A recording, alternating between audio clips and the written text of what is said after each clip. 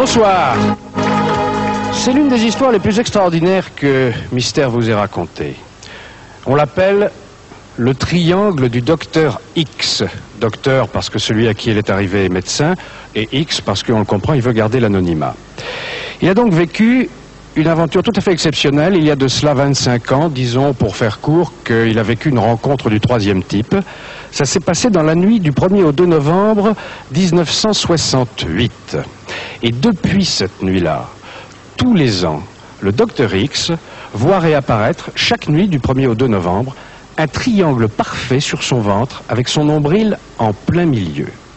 Les caméras de Mystère ont filmé le docteur X, le triangle en cours d'apparition sur son ventre. Vous allez le voir ce soir. Mais ça n'est pas tout d'ailleurs, parce que depuis cette fameuse nuit de novembre 1968, l'état physique du docteur X n'est plus tout à fait le même. Et d'ailleurs, il y a un mois, un peu plus d'un mois, dans la nuit du 1er au 2 novembre 1993, le triangle a réapparu comme tous les ans. Vous allez voir tout ça, le vrai docteur X, le vrai triangle, c'est complètement hallucinant. Mais ça n'est pas tout. Voici, comme à l'accoutumée, le programme de notre soirée en quelques images. Autre rencontre du troisième type. Depuis plus de 25 ans, Cher, après avoir approché un mystérieux objet volant dans la forêt canadienne, un beau jour de mai 67. Entré dans la légende à la fin du siècle dernier, Jack l'Éventreur, le sauvage meurtrier des prostituées de Whitechapel, a-t-il été enfin identifié? Un journal intime retrouvé récemment désignerait James Maybrick, un riche négociant de Liverpool. Le troisième secret de Fatima. Quelle était donc cette prédiction révélée par la Sainte Vierge aux trois petits bergers de Fatima et que les papes qui en ont pris connaissance ont toujours refusé de révéler jusqu'à ce jour? La voici donc maintenant, l'histoire du triangle du docteur X que je vous racontais dès le début de Mystère. De toutes les affaires de rencontres avec des ovnis, c'est certainement l'une des plus extraordinaires. Regardez. Depuis l'origine de l'humanité, des objets de provenance inconnue survolent notre planète. Lueurs furtives, soucoupes volantes ou boules de lumière, ces engins laissent perplexes nos scientifiques. Parmi les affaires les plus troublantes, celle survenue le 1er novembre 1968 par une nuit d'orage laisse à son principal témoin, le docteur X, un bien étrange souvenir et de bien curieuses traces. Docteur X, ça commence il y a une quinzaine d'années. C'était une histoire qu'on connaissait, un bruit qui courait. Et puis, quelques années plus tard, j'avais créé le festival Sciences Frontières, où je réunissais des chercheurs qui venaient d'un peu partout. Et un jour, il y a un type qui s'approche de moi et qui me dit, voilà, j'écoute vos émissions à la radio. À l'époque, je faisais Boulevard de l'étrange sur France Inter. Puis ça me plaît bien ce que vous faites. Et j'ai une histoire à vous raconter. Je suis Docteur X. Et évidemment, j'ai pas cru. Ce soir-là, tout est normal, malgré un orage terrible qui fait rage sur toute la région. Et c'est cette nuit-là, la nuit du 1er au 2 novembre 1968, que ce médecin, qui pour garder l'anonymat se fait appeler le docteur X, va vivre une expérience étrange qui va bouleverser sa vie. Le docteur X s'apprête à monter dans sa chambre. Pendant ce temps-là, au premier étage, sa femme couche leur petit bébé.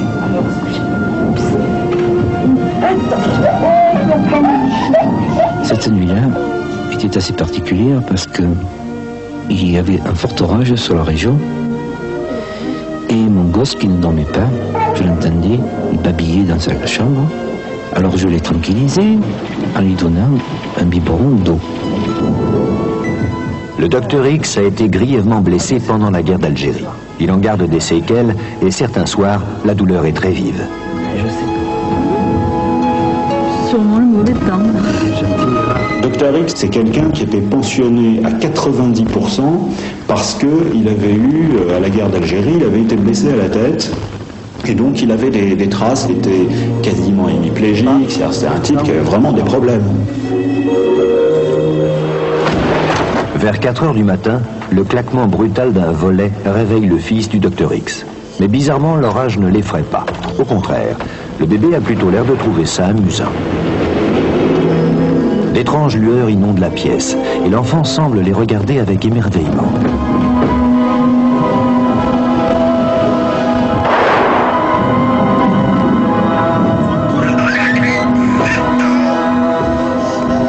Quelques minutes plus tard, le docteur X se réveille à son tour. Très étonné de l'agitation inhabituelle de son fils à une heure pareille, il se précipite.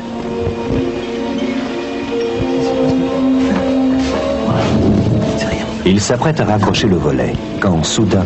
En regardant à l'extérieur, j'ai aperçu dans le lointain 2 objets brillants, assez particuliers, qui éclairaient le sol, et j'ai eu l'impression qu'il y en avait un qui passait derrière l'autre.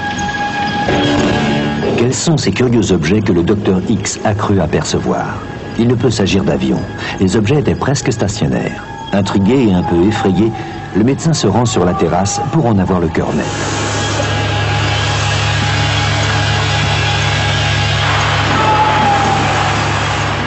Et là, il découvre un spectacle ahurissant. Devant lui, à une centaine de mètres, se tiennent dans le ciel 2 objets brillants qui émettent au-dessous d'eux un spot lumineux, comme un phare éclairant le sol. Les 2 objets semblent soudain se fondre l'un dans l'autre, puis basculent, envoyant droit sur le docteur X leur puissant faisceau.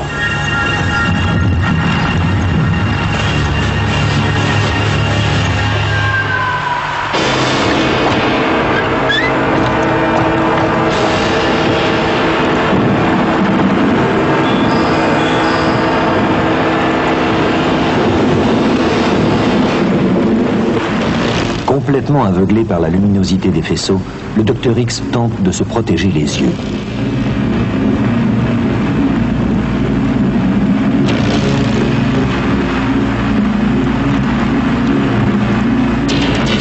Quand il les ouvre à nouveau, les engins s'éloignent à une vitesse vertigineuse. Le docteur X ne sait pas encore que cette rencontre l'a marqué physiquement pour la vie. J'étais assez excité, assez perturbé, et ma femme, sa première réaction, me dit « mais on dirait que ta jambe va beaucoup mieux ». En effet, le docteur X ne cesse de marcher de long en large en racontant son aventure. Il ne boite plus du tout. Sa femme ne comprend pas, et elle est inquiète. Elle ne l'a jamais vu dans un tel état d'énervement. Ici, ce truc-là, je vois que ça faisait comme ça, j'étais sur la terrasse.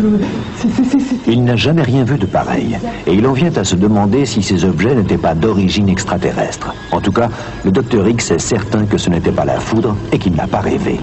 Épuisé, fiévreux, il finira par s'endormir, mais il va délirer toute la nuit dans son sommeil. Il ignore que ce ne sont là que les premiers symptômes des traces que lui a laissées cette étrange rencontre. Le lendemain, lorsque je me suis réveillé, eh bien, il était 4 heures de l'après-midi. J'étais très étonné de ne pas m'être réveillé plus tôt. Je me sentais très fatigué, comme quelqu'un qui sort d'une anesthésie générale. Et étrangement, le lendemain, le docteur X ne se souvient de rien. Épuisé, il erre dans la maison. Il a tout oublié de sa nuit mouvementée et de son aventure. Fatigué. On ne sait pas dans quel sens le regarder d'ailleurs. Je sais pas, je m'en fous. Hein. Ça, c'est quoi ça? Elle m'a dit, tu t'es levé, tu as vu enfin, un engin, une soucoupe volante, je sais pas quoi. Et effectivement, moi, je n'avais aucun souvenir de ce qui a pu se passer. Tu plaisantes, là. Je suis fatigué. Je monte me coucher. Tu m'en veux pas, chérie? J'arrive de suite. Sa femme est de plus en plus inquiète. Le comportement de son mari est tout à fait anormal. Son amnésie est incompréhensible, ainsi que son extrême fatigue alors qu'il n'a rien fait de la journée. Et soudain...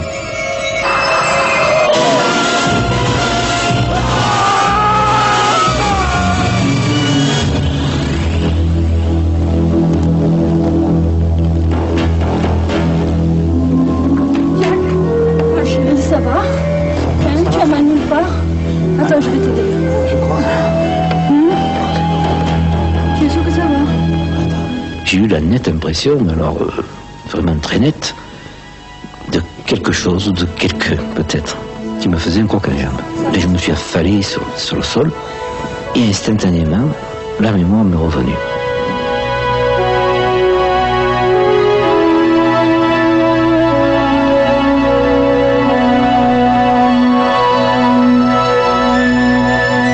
Et depuis tous les ans, un signe étrange apparaît sur son corps.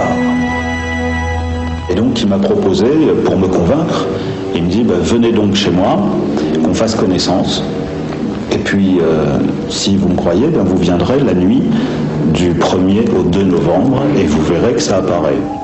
C'est ainsi qu'en 1986, Jean-Yves Casga et son équipe se retrouvent chez le Dr X pour y filmer cette chose incroyable. Le Dr X affirme que depuis sa curieuse aventure, un triangle rouge apparaît sur son ventre chaque année. Dr X, nous sommes le 1er novembre, il est 18h15. C'est la 18e fois qu'on attend quelque chose, mais quoi? Effectivement, ce sera peut-être la 18e fois où se produira quelque chose. Alors, qu'est-ce qu'on devrait voir? Un triangle qui commence à se dessiner autour du nombril. 4 heures plus tard, des traces rosées apparaissent progressivement, formant un triangle parfait autour de son nombril. La caméra continue de tourner pendant toute la nuit et l'équipe observe attentivement. Aucune supercherie, aucun trucage, et pourtant le triangle se remplit. Dans le cas du Dr X, ce qui est très important à mes yeux, indépendamment de la réalité du phénomène qui a déclenché cette apparition de triangles récurrentes tous les ans, il est évident que ça apparaît dans une zone très précise qui est très importante et qui est connue dans toutes les traditions et dans toutes les médecines, que ce soit dans la médecine chinoise, dans la médecine ayurvédique ou médecine hindoue ou encore dans la médecine tibétaine. C'est là où se trouve un centre d'énergie très important qui gouverne un certain nombre de choses, mais dans une des particularités au niveau énergétique est de commander ce fameux corps énergétique. Nous approchons de l'heure à laquelle le Dr X, 18 ans plus tôt, avait vu les 2 objets lumineux. Le triangle atteint son maximum d'intensité. Dr X, 3h55 du matin, alors? Eh bien, effectivement, le triangle est à son rendez-vous, c'est-à-dire qu'il est complètement formé. Qu'est-ce que je ressens? Je ne ressens pratiquement plus rien. Je n'ai plus de fourmillement, je n'ai plus de picotement. À part cette anesthésie de surface. C'est-à-dire que si je touche là, vous ne sentez rien? Voilà. Et là? Là, je sens comme du doigt.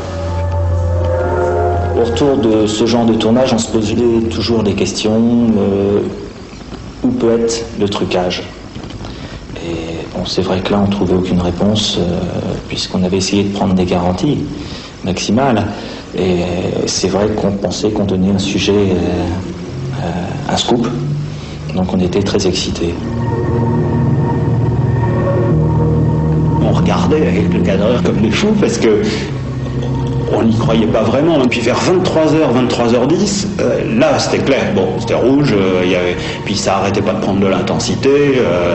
Chaque fois qu'on regardait dans l'objectif de la caméra voyait comme nos yeux. Enfin donc à partir de là, bon, l'histoire est allée jusqu'à son terme. Le triangle du Dr X est-il le résultat d'une rencontre avec un ovni ou pourrait-il s'agir d'un phénomène psychosomatique que le Dr X provoquerait inconsciemment, comme certaines inflammations de la peau, urticaire ou zona? Les médecins eux-mêmes n'expliquent pas cette forme géométrique qui défie les lois du corps humain. Au niveau médical, maintenant, quand on regarde ce triangle, il était évident que ça pourrait ressembler à un phénomène de modification de circulation sanguine locale, mais en aucun cas, au niveau du corps humain, la forme géométrique n'existe. Il n'y a aucune raison pour que ça prenne un contour aussi délimité, comme quelque chose de très circonscrit dans une zone précise du corps. Il n'y a aucune raison explicable. Une autre chose invraisemblable, le Dr X était atteint d'une maladie neurologique incurable. Depuis son aventure, il est guéri. Bon, le changement le plus fort, c'est évidemment qu'il n'a plus aucune atteinte neurologique, aucune séquelle de cette blessure à la guerre d'Algérie, c'est le truc le plus fou.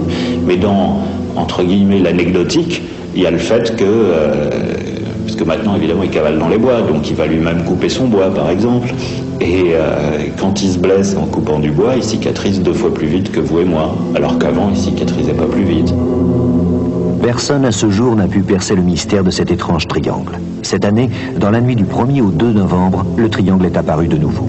Cela fait 25 ans maintenant que le phénomène se reproduit inexorablement. Alors là, je dois dire, c'est complètement hallucinant. Jean-Yves, c'est vous qui avez tourné. Jean-Yves Casga est rédacteur en chef de la revue de presse écrite Mystère et créateur des dossiers Sans Frontières. C'est vous qui avez tourné ces images. C'est donc revenu, on vient de nous le dire, il y a un peu plus d'un mois, du 1er au 2 novembre. Et ça n'aura jamais... Tous les ans, c'est revenu. Il n'y a pas eu une année où c'est pas venu. À ma connaissance, oui, ce sont des images qu'on a tournées avec Bob Teno. Oui. Et c'est vrai que ça continue. Le plus étonnant peut-être, parce qu'on s'habitue quand même, hein, moi j'ai quand même vu 7 ou 8 fois déjà.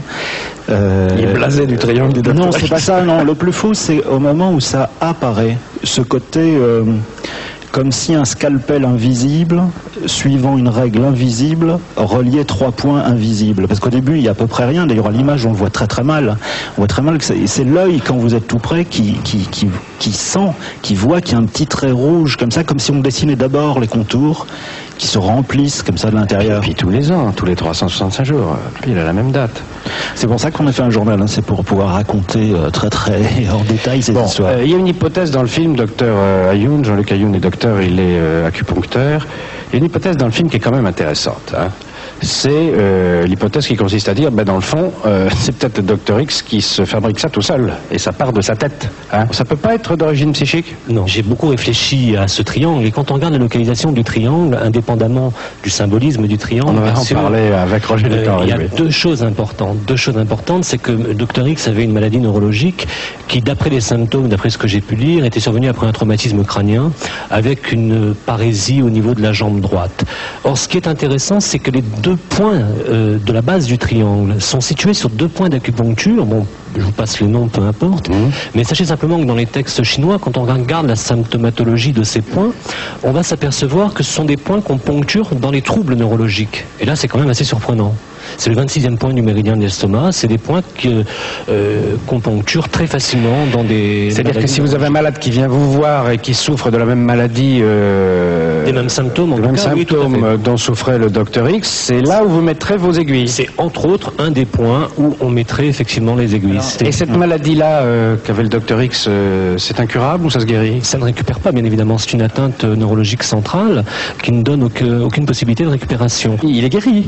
Oui, tout à fait. Au niveau de... Je rappelle qu'il était pensionné, reconnu invalide à 90%. On s'est procuré, il nous l'a confié, sa pension d'invalidité, et elle venait juste d'être augmentée avant l'événement. Elle était passée à 90% en juillet 68, et l'événement commence en novembre 68. Voilà, il y a beaucoup de mystères dans le mystère du docteur X, mais il y en a un quand même qui est saisissant, c'est ce triangle parfait. On l'a vu, les caméras de Jean-Yves l'ont filmé, c'est un triangle absolument parfait. Alors, je voudrais m'adresser à Roger-Luc Marie. Roger-Luc Marie est franc-maçon, et écrivain et spécialiste de toute la symbolique, pas seulement franc-maçonnique d'ailleurs, mais de la tradition avec un grand T. Le triangle, et de surcroît quand il y a le nombril en plein milieu, c'est-à-dire finalement un œil, ça veut dire quelque chose dans la symbolique franc-maçonne. Ah, cher ami, vous m'avez coupé l'herbe sous le pied là, parce que c'est la première chose... Vous allez me dire ce que ça veut dire. C'est la première chose qui m'a frappé quand j'ai vu l'image. J'ai vu cette symbolique maçonnique que nous retrouvons dans le temple, dans certaines obédiences, c'est l'œil, n'est-ce pas? C'est l'œil de Dieu, entre guillemets, vocable, faute de mieux nommer. Hein. Il y a autre chose d'important, à mon avis.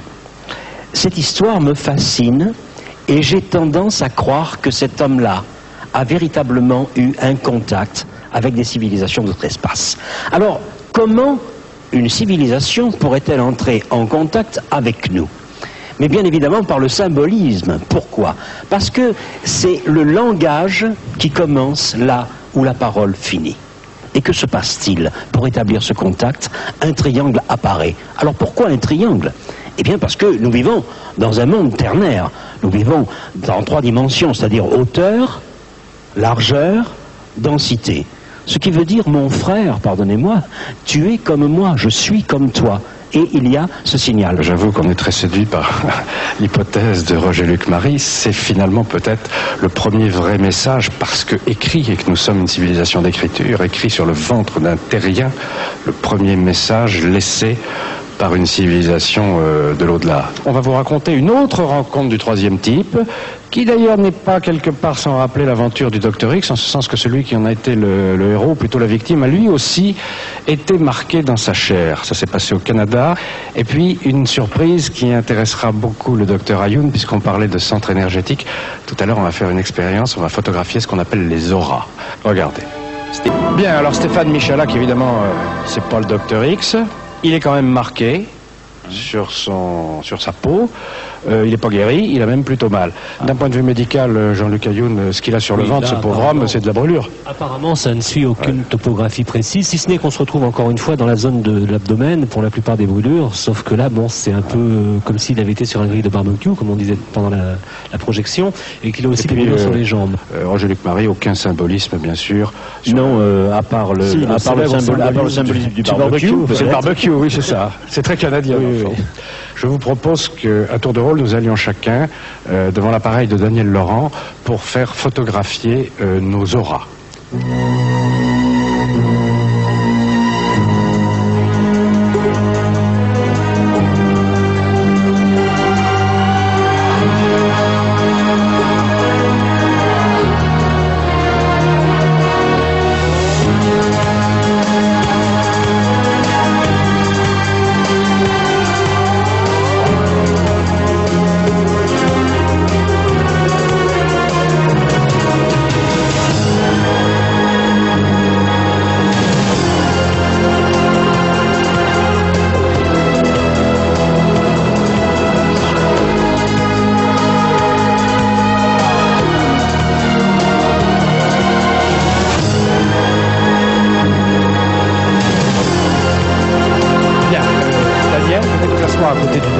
Vous avez donc le tirage de ces photos d'aura et vous allez maintenant nous expliquer ce que tout cela signifie. Donc, alors, la première photo, c'est mon aura. Voilà. Donc, par cette couleur, vous avez une aura de médium. Cette aura de médium qui dit que vous êtes en rapport avec les énergies qui vous entourent, que ces énergies vous guident et vous inspirent. Bien sûr, vous n'êtes pas un médium qui allait dire la bonne aventure, mais vous êtes là pour guider. Donc vous avez une aura de chef dans le spirituel. C'est ce qu'on dit médium. Bon, maintenant, la photographie de l'aura de Jean-Yves Casgar. Voilà, alors, votre photo, ici, fait ressortir que vous aussi, vous êtes quelqu'un de spirituel. Vous le voyez. Il y a aussi une couleur, ici le vert, qui dit que votre vie est en train de se transformer. Elle est en train de se transformer, c'est déjà commencé, et elle se transforme dans une voie qui est un petit peu difficile, qu'il vous est difficile de manipuler, mais vous arrivez à faire votre changement. On regarde maintenant la photo de l'aura de Roger-Luc Marie. C'est la 3. Voilà. Alors, ici, monsieur me fait une aura, on ne va pas dire de fatigue, mais quand même de vie un petit peu mouvementée, n'est-ce pas? Actuellement, votre vie est mouvementée, vous devez être en train de vous occuper d'affaires d'argent, d'affaires de remaniement, qui impliquent de l'argent, des affaires, comment je pourrais dire ça, des formalités, enfin des choses de formalité d'argent. Madame, je dois vous dire que c'est extraordinaire. Ou vous êtes télépathe, ou ça, alors, ça marche vraiment très bien. C'est ça qui marche très bien, et il faut remercier l'Américain qui a fait cet appareil et qui a été vraiment inspiré. C'est extraordinaire. Ça correspond tout à fait ce que je suis en train de vivre. Jean-Luc Ayoun, alors maintenant. Alors. C'est la 4e photo. Voilà. Ça, c'est une photo d'aura qui signifie, dans le spirituel, que monsieur peut travailler avec les énergies. Qu'est-ce que j'entends travailler? Oui, mais pas seulement ça, pas les énergies vitales. Il peut aussi travailler par la force de sa pensée. Monsieur peut, par exemple, visualiser quelque chose et l'obtenir. Il peut aussi prier pour les gens. Quand je dis prier, je ne dis pas dire des prières. Prier voulant dire méditation, envoyer du positif aux gens, demander qu'ils aillent bien. Quelqu'un de malade, par exemple. Et monsieur pourra arriver à transférer son énergie sur la personne malade. C'est ce que vous faites, Jean-Luc Ayoun, déjà? Oui. Oui, j'ai entre autres étudié le Qigong, qui consiste à transférer de l'énergie vitale ou de l'énergie spirituelle sur quelqu'un. Parce qu'il a aussi la couleur, ce jaune magnifique comme ceci, c'est la couleur des gens, des groupes de prière. Des gens qui font des égrégores d'amour pour la terre. J'anime un groupe de prière qui s'appelle Amour et Guérison, effectivement. C'est extraordinaire. Voilà. Oui, c'est comme ça. C'est de la voyance. Non, c'est vous, si vous appelez ça de la voyance, c'est les couleurs qui font faire de la voyance. Hein. Bien, merci Daniel Laurent, merci messieurs, vous restez avec nous. On se retrouve dans un instant et nous allons essayer d'éclaircir, si possible, le mystère concernant l'identité véritable de Jack l'Éventreur.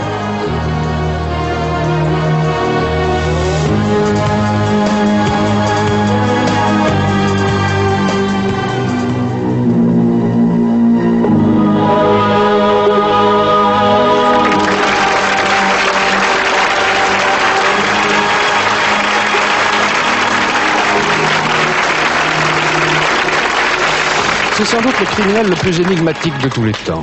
Il est entré dans la légende il y a un peu plus d'un siècle, non pas d'ailleurs par le nombre de ses victimes, les tueurs en série américains le dépassent dans ce domaine, ni par l'horreur de ses crimes, bien qu'il ait atteint des sommets à cet égard, mais plutôt par son mystère. Vous l'avez deviné, je veux parler de Jack l'Éventreur, l'assassin des prostituées de Whitechapel à Londres à la fin du siècle dernier. Qui était-il ? De toutes les hypothèses faites sur son identité, la dernière en date est assez intéressante et elle repose surtout sur un journal intime que l'on a retrouvé très récemment en Angleterre. Londres, 1888, capitale mondiale de l'industrie et du commerce. Cette année-là, Londres sera le théâtre d'une série de meurtres épouvantables.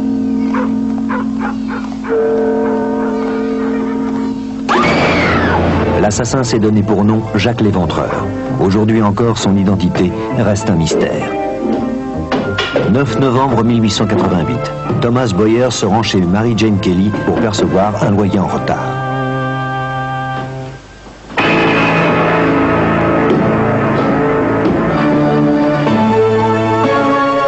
Jack l'Éventreur a encore frappé. Depuis la fin du mois d'août, l'assassin attaque de nuit les prostituées du sortie de quartier de Whitechapel. J'en ai après les putains, et je n'arrêterai de les éventrer que lorsque je serai bouclé. Ces crimes, tous commis le week-end et dans le même périmètre, sont d'une atroce sauvagerie. Ils marquent d'autant plus la population que le meurtrier inonde les enquêteurs de Scotland Yard de lettres moqueuses et menaçantes que les journaux s'empressent de reproduire.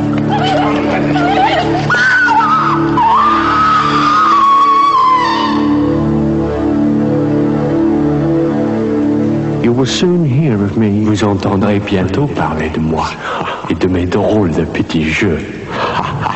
La police interrogera de nombreux suspects. Un avocat, le chirurgien de la reine, le duc de Clarence, petit-fils de la reine Victoria, un journaliste, sans oublier non plus Michael Ostrog, un criminel notoire.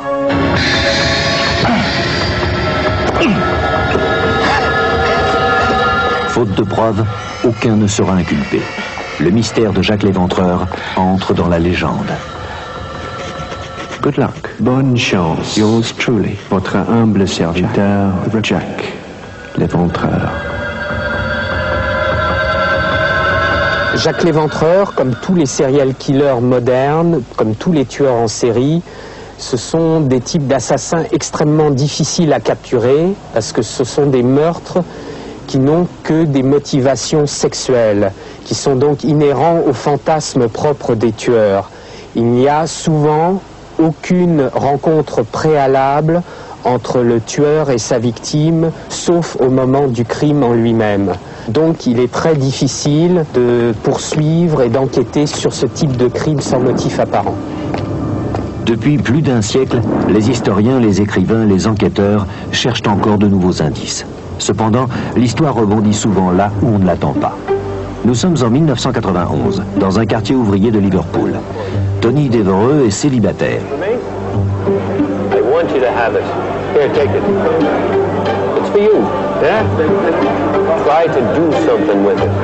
Il n'a qu'un seul ami, Mike Barrett. Tony va lui faire un bien étrange cadeau. Mike est loin de se douter que cette enveloppe va changer sa vie et provoquer l'émoi de tous les criminologues du Royaume-Uni.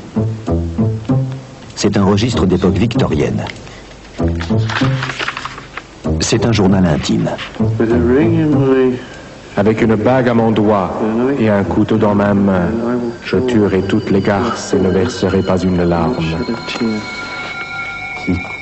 Ce Jim les coupe toutes avec son couteau dans son sac.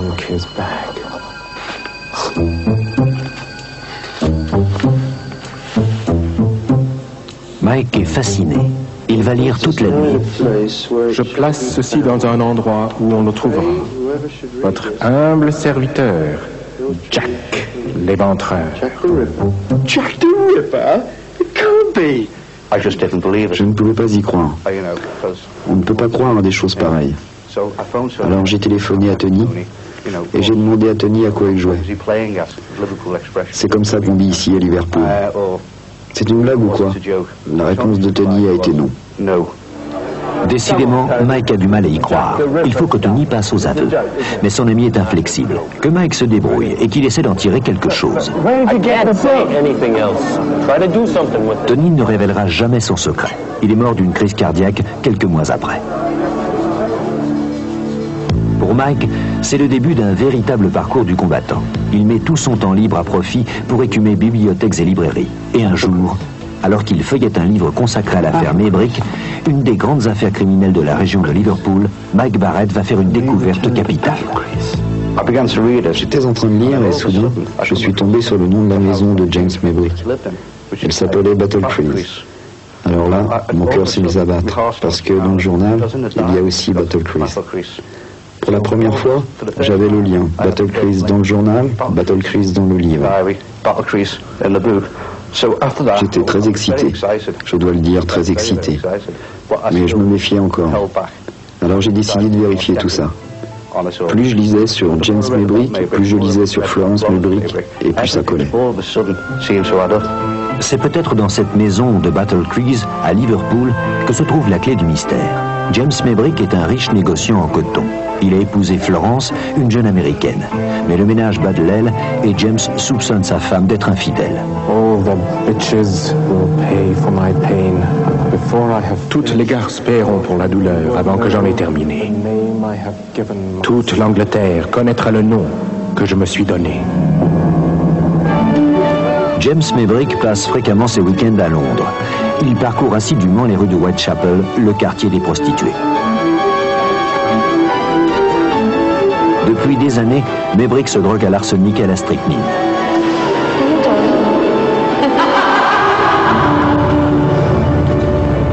Il est hanté par l'image de Florence, sa femme infidèle.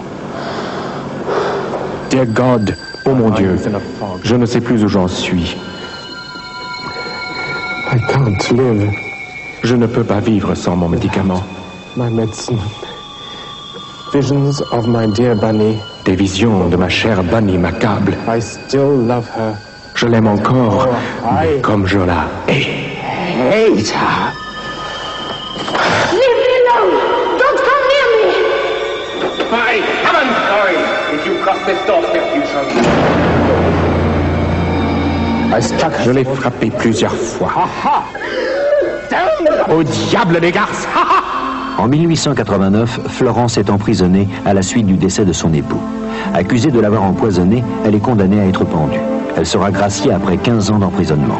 Depuis la mort de Maybrick, les crimes ont cessé. Cette tombe cachera-t-elle la dépouille de Jack l'Éventreur?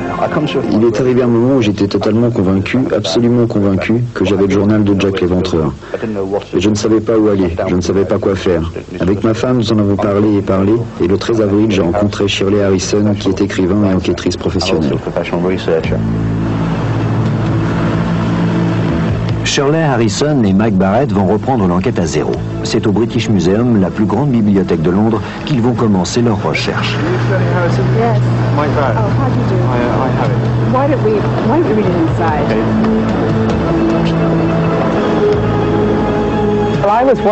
J'étais inquiète, parce que je suis journaliste depuis 40 ans et que je savais que mon devoir était de prouver que ce journal était un faux, s'il était faux. Je devais rester objective.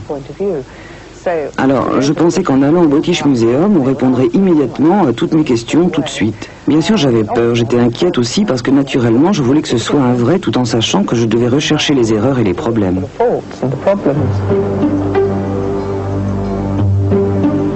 Dans la salle de lecture de la British Library, ils auront un accès direct à tous les documents nécessaires. Mais avant tout, Shirley Harrison veut examiner le manuscrit. Shirley est une enquêtrice chevronnée. Le sujet la passionne, mais elle est effarée par certains passages du journal. Se pourrait-il que Jack l'Éventreur en soit véritablement l'auteur? I find it amazing. I pray whoever should Je prie pour que quiconque lira ces pages ait le cœur de me pardonner. I try to fight my thoughts. J'essaie de combattre mes pensées. I walk the streets till dawn. Je parcours les rues jusqu'à l'aube. I could not. Je n'ai pas pu frapper.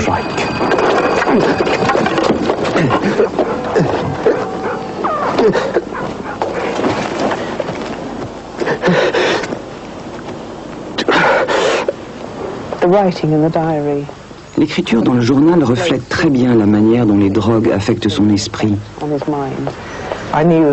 Je savais qu'il fallait trouver des experts pour dater l'encre, pour dater le papier, pour déterminer quand l'encre avait été appliquée sur le papier. Il fallait regarder l'écriture et, si possible, retrouver l'écriture de James Mébrick pour les comparer. Parce qu'à ce moment-là, nous saurions qui avait écrit et nous saurions si Jack l'Éventreur était James Mébrick. Le manuscrit va passer entre les mains de toute une série d'experts. C'est ici, au laboratoire de l'université d'Oxford, que l'enquête commence. Un échantillon du journal est prélevé et est étudié à l'aide d'un microscope à protons.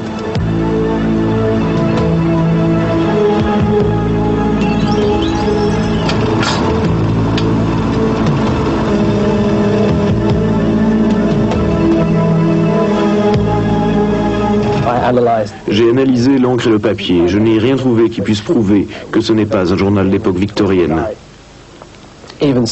Cependant, je pense qu'on devrait poursuivre les analyses pour prouver définitivement que c'est bien un journal victorien. Le journal retourne ensuite à Londres. L'écriture est passée au peigne fin par un graphologue qui doit ensuite la comparer à des documents de la main de Mébrick et aux lettres reçues par la police et signées Jacques l'Éventreur.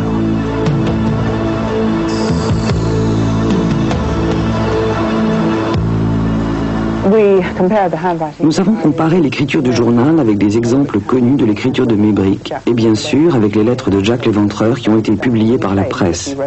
Car dans le journal, il dit les avoir écrites. Rien ne correspond à rien. Mais ce qui est intéressant, c'est qu'en même temps, je poursuivais mes recherches historiques et que nous commencions à découvrir qu'il y avait des indices. De petits indices, mais ils étaient là, de l'histoire dans le journal qui n'aurait pas pu être l'œuvre d'un faussaire, car jusqu'à maintenant, on ne les avait pas publiés. Je n'arrête pas de voir des flots de sang jaillir de ces garces. Je prendrai la première venue et lui montrerai ce qu'est vraiment l'enfer. Really like.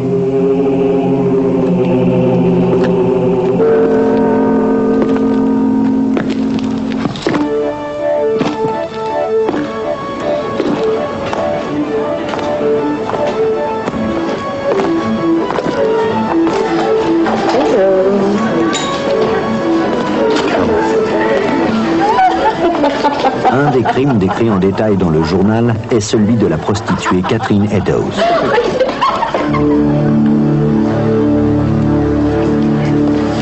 When are we going now? Don't worry, come with me. When are we going? Say, come with me.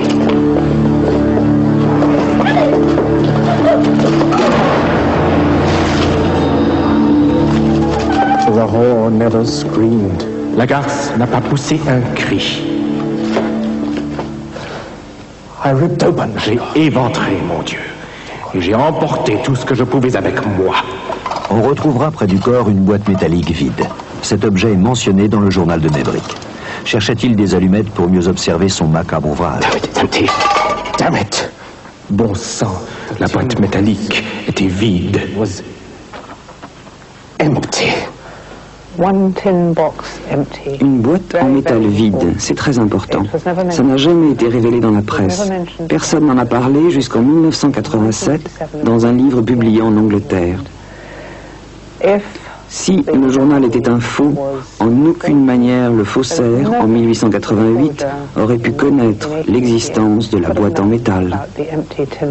À ce sujet, je dirais tout de suite que la découverte de ce boîtier en métal figure dans un article de la presse publié à l'époque et figure également dans les rapports de police de l'époque. Il ne s'agit donc pas pour moi d'une preuve concluante apportée au fait que Mébrick serait Jack l'Éventreur.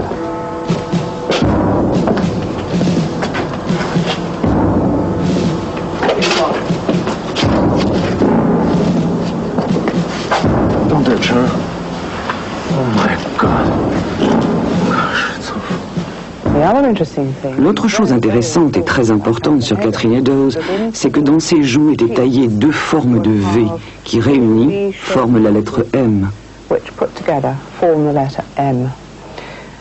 Cette initiale, M, comme Maybrick, apparaît encore dans le meurtre suivant, le meurtre de Mary Jane Kelly.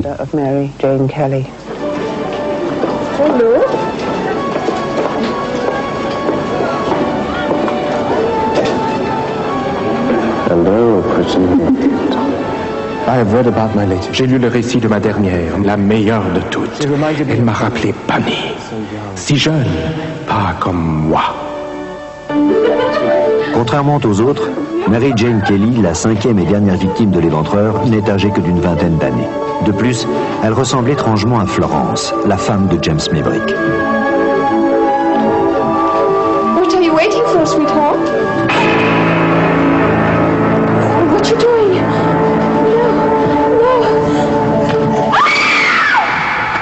Je n'ai rien laissé de son visage. J'ai dépioté tout ce que je pouvais et ri pendant que je le faisais.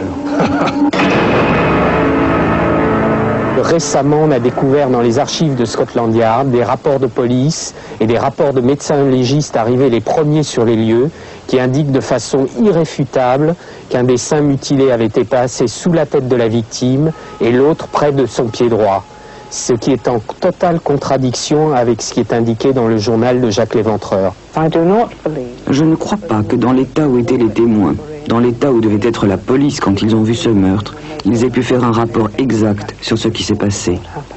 Je ne crois pas non plus que l'assassin, James Maybrick, ait pu se rappeler précisément ce qu'il avait fait dans l'état où il était. Attention, please, gentlemen.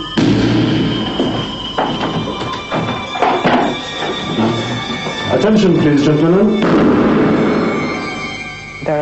Il y a des photos prises à l'époque où l'on peut clairement voir l'initiale M, et juste à côté, avec un microscope, il y a les traces de ce qui reste d'un F, Florence Maybrick. Je place ceci dans un endroit où on le trouvera. Je prie pour que quiconque lira ces pages ait le cœur de me pardonner. Votre humble serviteur, Jack Léventreur. La première fois que j'ai vu le journal, j'étais très sceptique. J'ai vécu 18 mois avec et j'en suis venu à croire fermement que ce journal n'est en aucune manière un faux. Et je le crois surtout à cause des preuves qu'il contient. L'atmosphère, les sentiments qui se dégagent du journal, les mots. Parce que les experts, disons-le, ne sont pas d'accord les uns avec les autres. Je sais que c'est un vrai. Il est probable que la controverse alimentera la chronique pour de nombreuses années à venir. En ce moment même, les experts pour et contre s'emploient à rechercher de nouveaux éléments à verser au dossier. Il existe un nombre infini d'indices tout aussi troublants les uns que les autres, comme par exemple la frappante ressemblance entre un des portraits robots établis à l'époque par les inspecteurs de Scotland Yard et la photo de James Maybrick.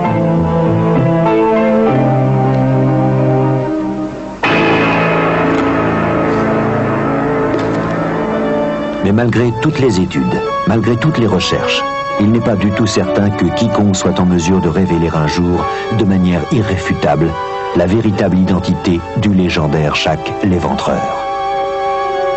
Bien, l'enquêtrice Shirley Harrison est avec nous. Stéphane Bourgoin, qui n'est pas tout à fait d'accord, journaliste, auteur, spécialiste des tueurs en série et également de Jack Léventreur, et Madame Lygia Négrier-Dormont, qui préside le Centre international de sciences criminelles de Paris. Bon, le point qui vous oppose, Shirley et Stéphane, c'est la disposition des restes macabres de Mary Jane Kelly. Stéphane, vraiment, vous ne croyez pas que Shirley a raison quand elle dit que l'état dans lequel était l'assassin et l'état dans lequel étaient les témoins font qu'ils n'ont peut-être pas une excellente mémoire exactement de ce qui s'est passé, non ?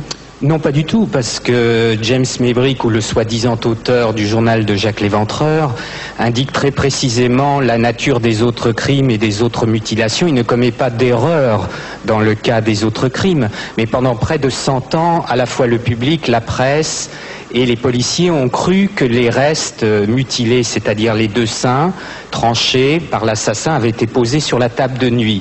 attenant au lit où reposait Mary Jane Kelly. Or, il se trouve que le rapport d'autopsie du médecin légiste et des premiers policiers arrivés sur les lieux, le docteur Thomas Bond, signale de façon très très nette et très précise qu'un des seins se trouvait sous la tête de Mary Jane Kelly et l'autre était posé près du pied droit. Or, ce document très très important avait été égaré au sein des archives de Scotland Yard pendant plus de 100 ans.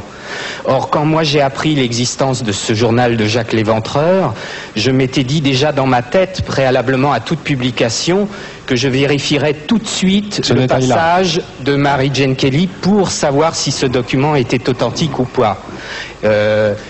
Et tout de suite, j'ai vu qu'une erreur avait été commise, une erreur irréparable pour moi. Alors vous, Shirley Harrison, vous tenez cette différence pour négligeable. Oui. Eh bien, c'est justement ce que je craignais.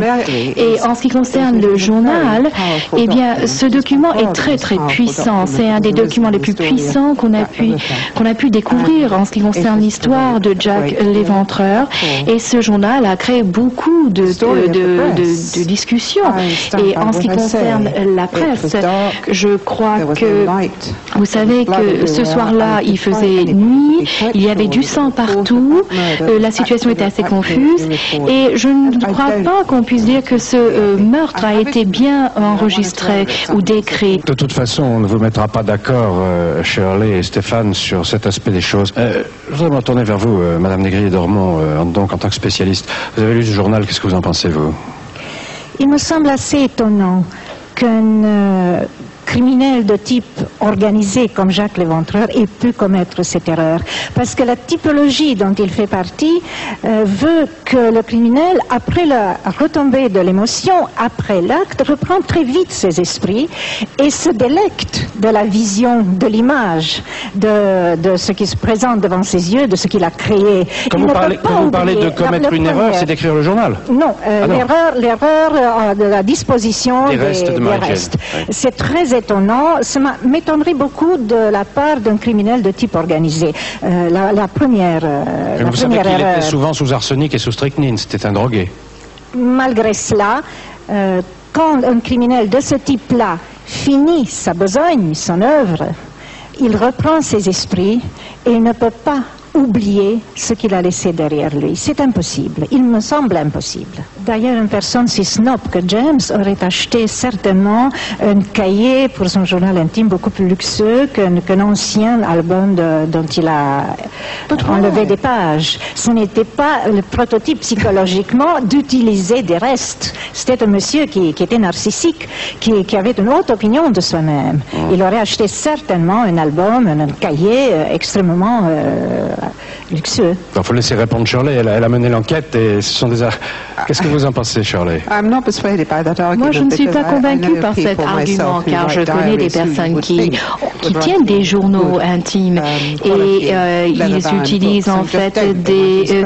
J'aurais cru qu'ils écriraient dans des beaux livres, mais en fait non, ils utilisent des petits livres, des cahiers anciens. Je trouve que cet argument n'est pas convaincant. Ce qui est intéressant, c'est qu'un psychologue à Londres, Dr. David Forshaw, d'un hôpital de Londres, qui est maintenant à Broadmoor, a trouvé la psychologie même du journal très convaincante.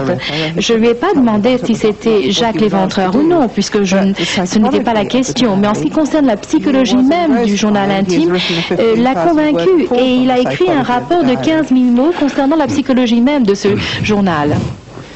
Moi qui ai rencontré un grand nombre de tueurs en série américains dans des prisons américaines, qui ai collaboré avec le FBI, puisque j'ai interrogé près de 15 tueurs en série, dont certains ont tué jusqu'à une centaine de victimes, je peux vous dire quelque chose de très intéressant sur la personnalité de ces tueurs en série par rapport à James Maybrick. James Maybrick, et je pense que Shirley Harrison ne me démentira pas, a 50 ans au moment des crimes. Or, il se trouve que depuis qu'on étudie des tueurs en série, même depuis l'Antiquité, il n'y a eu aucun cas, je dis bien aucun cas, de tueurs en série sadiques sexuels tels que les crimes de Jacques Léventreur indiquent qu'il l'était, qui ait démarré une série de crimes à l'âge de 50 ans. Tous les tueurs en série sadiques sexuels, sans exception aucune, ont tous commencé leur premier crime autour de l'âge de 20 ans et ont tous commis leur premier crime avant 30 ans. Bon, je voudrais maintenant vous proposer une expérience qui bien sûr ne prétend pas avoir valeur scientifique. Nous allons nous livrer une expérience avec des voyants, avec Serge Deladet d'une part, que vous connaissez, et Juliette Delaforêt. Nous allons d'abord, dans une première étape, sous le contrôle d'un huissier de justice, Maître Callot, tester leur aptitude, tester leur don. Et puis dans une deuxième étape, nous allons leur soumettre à chacun, séparément, une photo de James Maybrick dans une enveloppe cachetée, et nous allons voir ce que Juliette Delaforêt et ce que Serge Deladet vont nous dire, quelle est leur voyance de ces photos de James Maybrick à l'intérieur d'une enveloppe cachetée. On y va. Bien, je rejoins donc maintenant Maître Callot, huissier de justice, par conséquent assermenté. Bonsoir Maître Callot. Bonjour Monsieur Balou. Asseyez-vous. Nous allons donc nous livrer à l'expérience que je viens d'expliquer à nos téléspectateurs et nous allons faire entrer dans un instant nos deux voyants, Juliette Delaforêt et Serge Deladet.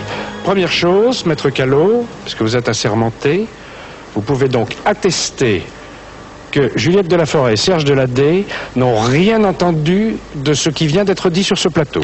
Tout à fait, ça leur était matériellement impossible. Et vous étiez avec eux? J'étais avec eux. Bon, alors maintenant, j'appelle Juliette Delaforêt et Serge Deladet qui vont nous rejoindre pour nous livrer à cette expérience dont je vous ai parlé. Asseyez-vous Juliette, bonsoir. Bonsoir. Bonsoir Serge Deladet. Serge Deladet que les téléspectateurs de Mystère connaissent, bonsoir. Maître Callot, allez, on y va. Alors madame, je vais vous demander de choisir, au hasard, une des enveloppes.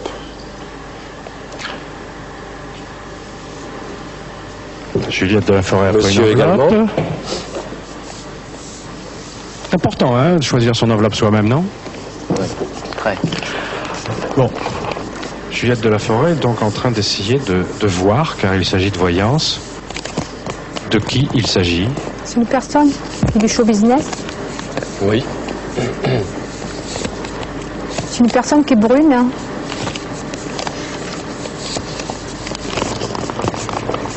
Ou qui est châtain. Maître Callot qui a numéroté les enveloppes. Oui, tout à fait. Donc de quoi vérifier. C'est quelqu'un de très charmant aussi. De très charmant, gentil.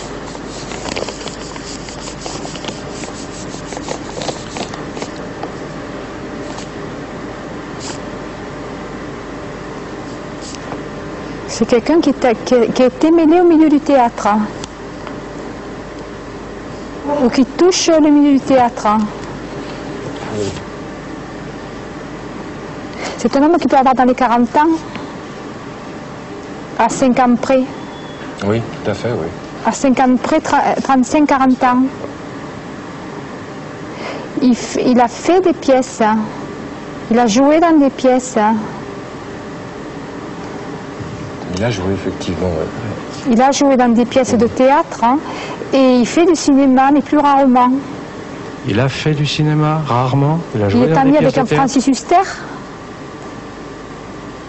Ça, je ne sais pas. Il aime chanter aussi. Ah oui.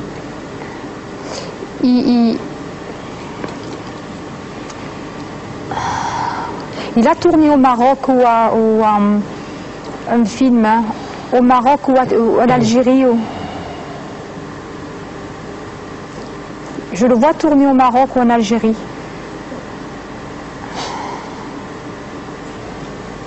Il a été mêlé au milieu pied noir. Je pense, oui.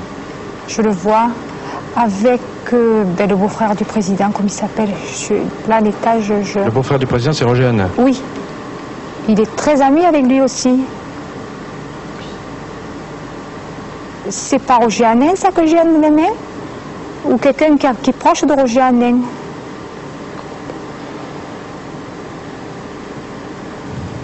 Maître, ça n'est pas Roger Hanin. C'est à vous de décider quand on révèle l'identité de la Mais il est proche de Roger Hanin. Ah, ça, je ne peux pas vous le dire.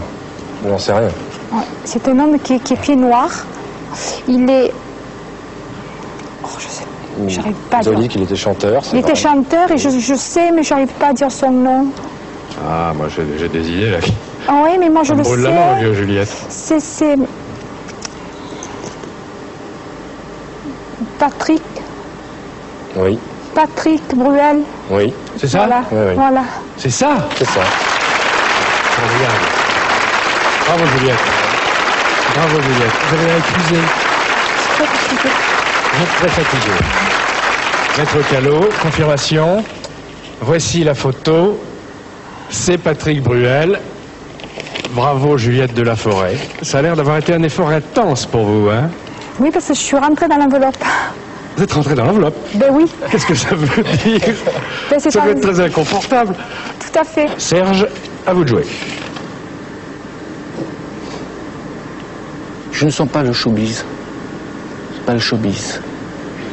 Je pense plutôt que c'est un domaine public, mais avec de la politique. Je sens un homme.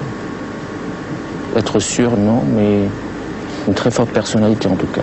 Disons une femme avec une personnalité qui est très virile, sous une apparence de fragilité.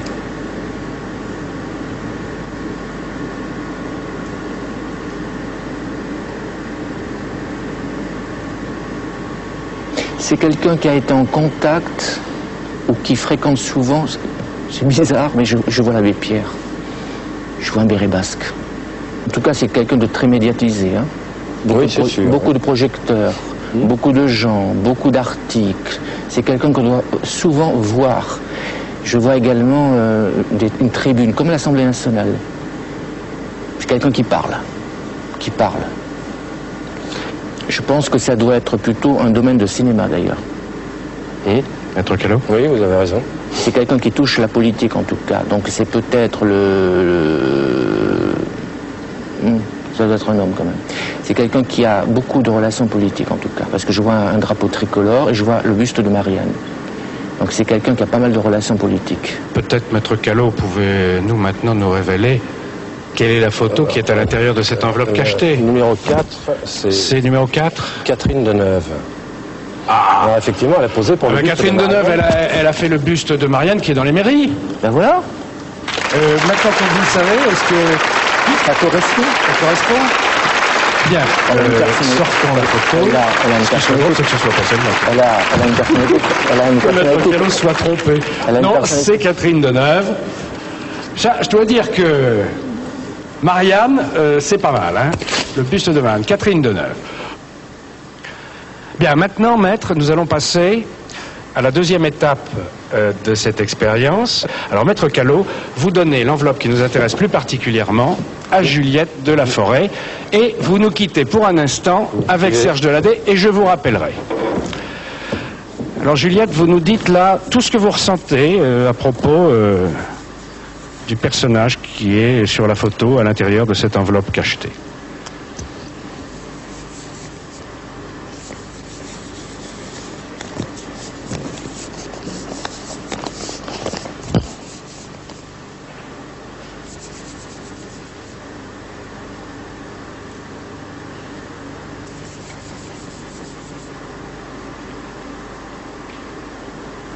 Pour le moment, ça devrait être un homme, mais je reste sur mes réserves.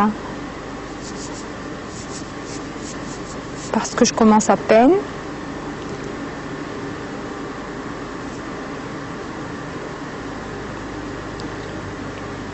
C'est une personne en tout cas qui a eu des gros problèmes. Oui. Oh là, des gros problèmes.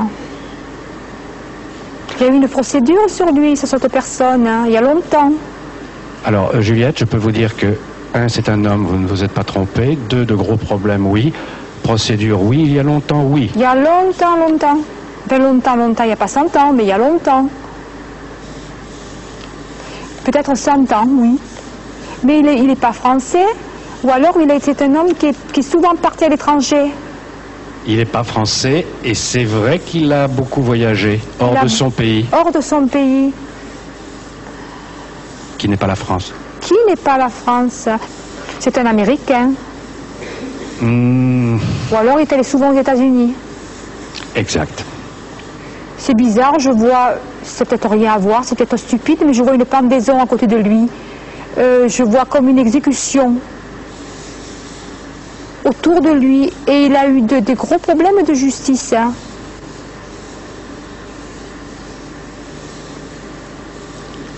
Il a eu de gros problèmes de justice, ça c'est sûr. Il a été mêlé à une grosse affaire. Hein. Ah. Il a été mêlé à une très grosse affaire.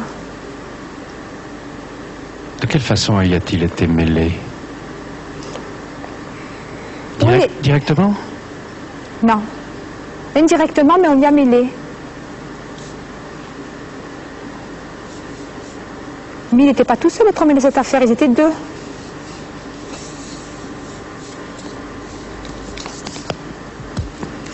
Il aime porter les moustaches, ce monsieur. Exact.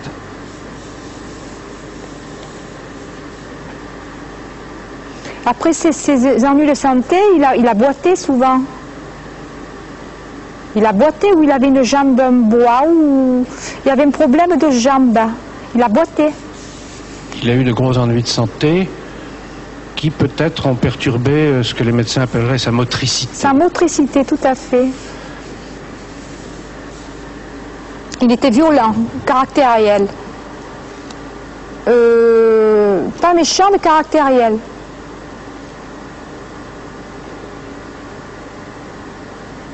Ah oui. Violent. Violent, il se battait souvent, ou alors il prenait la mouche pour peu. Mais il était très bon. À la fois bon et violent. Bon et violent, c'est-à-dire qu'il était coléreux, il partait au quart de tour, comme on peut dire. Et puis, au fait, il était très très bon. Un homme en quelque sorte avec une... Ambigu. Ambigu avec une face cachée, quoi. Il a dû exécuter pas mal de gens, lui. Indirectement ou directement, il est là. Il est là. Ah ouais. Vous voyez un homme établi, honorable. Très honorable socialement. Justement trop. Ah bon. Justement trop honorable parce qu'on ne se méfie pas de lui. Est-ce qu'à votre avis, ça aurait pu être un grand assassin connu de l'histoire criminelle? Oui. Pour moi, oui. Oui? Oui. Vous le situez dans l'histoire il y a un peu plus d'un siècle? Ah ben oui. Ouais. Il a tué surtout des femmes. Hein. Ah. Ah oui. Il a tué, et je le vois maintenant, c'est le monsieur qui tuait toutes les femmes là, qui les faisait brûler là. Oui, mais c'est le monsieur qui tuait toutes les femmes là, voilà, mais pour dire le nom... Le monsieur qui tuait toutes les femmes? Oui, oui. Il y a un peu plus d'un siècle? Il y a un peu plus d'un siècle, je dans le sais. Dans quel pays nom, proche de la France? En Angleterre. Hein. Oui. Voilà, et je le sais, le nom, mais je ne peux pas le dire. Hein. Jacques? Oui, mais je le sais, j'ai une troupe. Vous avez des problèmes avec les noms? Oui. C'était Jack l'Éventreur. Voilà, mais je le voyais, mais je ne pouvais pas le dire. Hein. Bravo Juliette, restez là. Maître Callot et Serge Deladé, vous pouvez nous rejoindre. Juliette de la Forêt a terminé sa voyance avec un certain succès sur cette enveloppe cachetée. Vous pouvez donc remettre l'autre à Serge Deladé qui va maintenant se livrer sous votre contrôle et vous attester qu'il n'a rien entendu de ce qui s'était passé sur ce plateau, de ce que Juliette complètement isolé. Vous étiez complètement isolé. Ok. C'est un nom connu du monde entier. Ça, je le sais. Est-ce que vous ressentez un caractère, une personnalité Une personnalité à deux facettes. Le bien et le mal se côtoient. Ah. Ouais, le bien et le mal se côtoient. Le bien pour certains et le mal pour d'autres. C'est-à-dire que les opinions doivent diverger pour ce personnage. Un être divisé, donc. Voilà, exactement. Ça peut représenter le bien pour certaines personnes, et ça peut représenter le mal pour d'autres. Et vous le voyez vivre où et à quelle époque? En tout cas, c'est un personnage... pour moi, c'est un personnage historique, et je le vois dans un pays chaud. Je vois du sable. Je vois du soleil. Et je vois des étendues désertiques. Il a voyagé. Oui, il a voyagé. C'est quelqu'un qui a écrit, ou bien on a beaucoup écrit sur lui. Oui. C'est pas Jésus? Non. Et ça ressemble. Pire. Ça ressemble parce que pour certains, ça a représenté Dieu. Ça a été un dieu pour certaines personnes. C'est quelqu'un qui a été déifié d'une certaine manière. C'est comme si c'était quelqu'un qui avait créé une sorte d'idée qui persiste. Vous parliez, Serge, du bien et du mal. À votre avis, il œuvrait dans le bien ou dans le mal, ou les deux? Pour moi, c'est démoniaque. Je n'aime pas. Ah bon, alors si c'est démoniaque, ça ne peut pas être Jésus. C'est pas bon. C'est pas bon. Non, je dis que pour certains, ça a été une sorte de Dieu.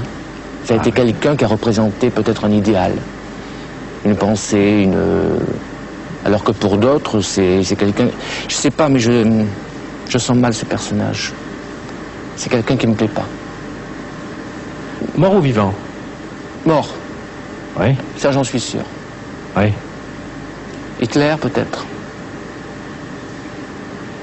En tout cas, d'une certaine manière, ou Gengis Khan, Attila, un truc comme ça. En tout cas, c'est quelqu'un qui a laissé une très grande trace de son passage. Oui.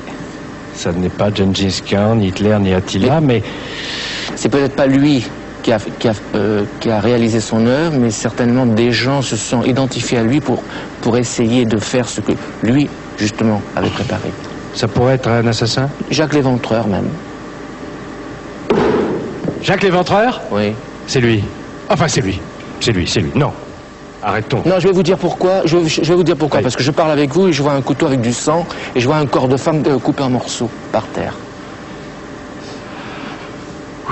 Mais tout d'un coup, là, qu'est-ce qui s'est passé, là, dans votre voyance? Parce que vous étiez parti sur une piste, puis paf, vous êtes revenu. Bon. Bon, c'est Jacques l'Éventreur ou pas? On ne sait pas. Je vais tout vous dire.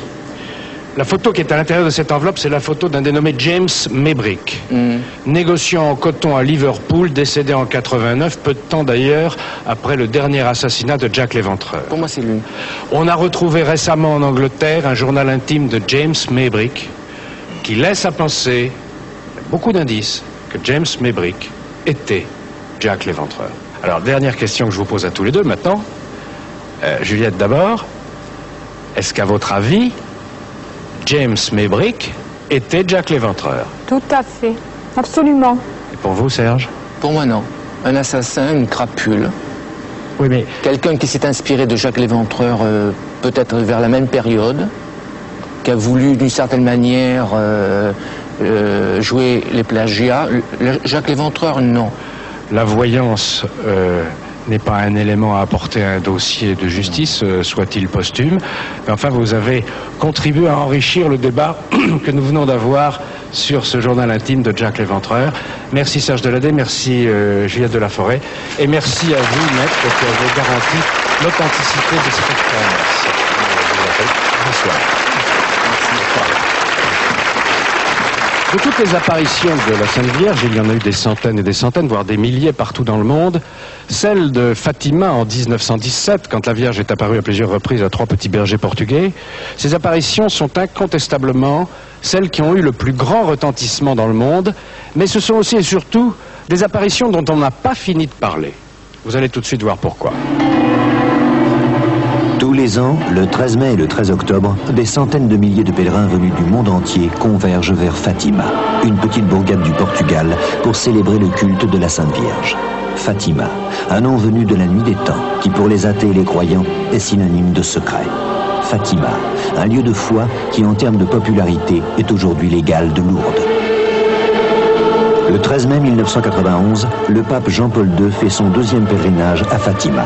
Il est particulièrement attaché à ce lieu car il affirme que c'est la Vierge qui l'a sauvé lors de son attentat en 1981. Jean-Paul II dit, lorsque j'ai pris conscience après mon attentat, mon cœur s'est adressé immédiatement à ce lieu saint pour déposer dans les mains de la Mère mon action de grâce pour m'avoir sauvé.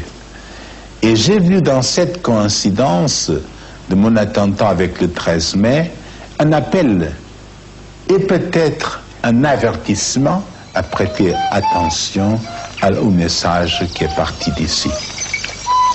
En 1917, Fatima n'est qu'un hameau perdu dans la garrigue infertile d'Estrémadour au centre du Portugal. Ici, la vie est rude. Lucia, 12 ans, et ses deux petits cousins, Jacinta, 11 ans, et Francesco, 9 ans, n'ont jamais fréquenté l'école. Du monde, ils ne connaissent que les histoires que l'on raconte à la veillée et les sermons du prêtre le dimanche à l'église. Tous les jours, hiver comme été, ils emmènent paître leurs troupeaux de brebis dans un petit vallon connu dans la région sous le nom de Cova d'Airia.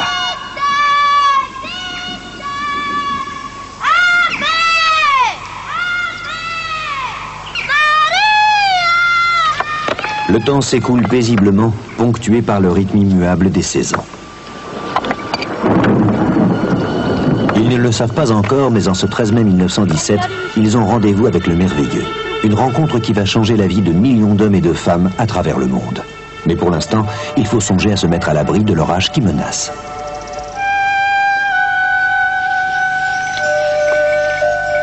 Les trois enfants n'en croient pas leurs yeux. Ils n'ont jamais vu de dame aussi belle et aussi bien habillée. Approchez, n'ayez pas peur. Lucia, la plus courageuse, s'avance vers l'apparition et demande à la dame d'où elle vient. Je viens du ciel. La petite fille est émerveillée. Elle interroge la dame. Que veut-elle? Je suis venue vous demander de venir ici, le 13 de chaque mois, pendant 6 mois. Plus tard, je vous dirai qui je suis et ce que je veux.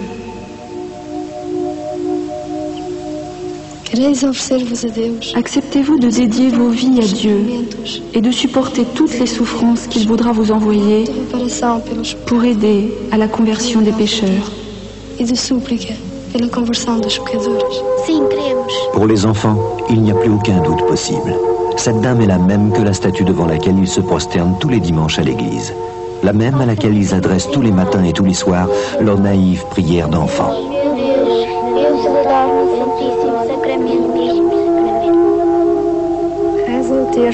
Récitez le chapelet tous les jours afin d'obtenir la paix dans le monde.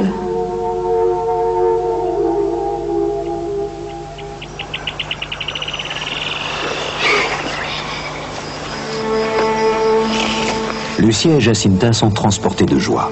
Notre-Dame est descendue du ciel pour les voir, pour leur parler. Mais Francesco, lui, ne partage pas leur allégresse. Tout comme les deux petites filles, il a bien vu la Sainte Vierge, mais il n'a pas pu entendre ce qu'elle disait.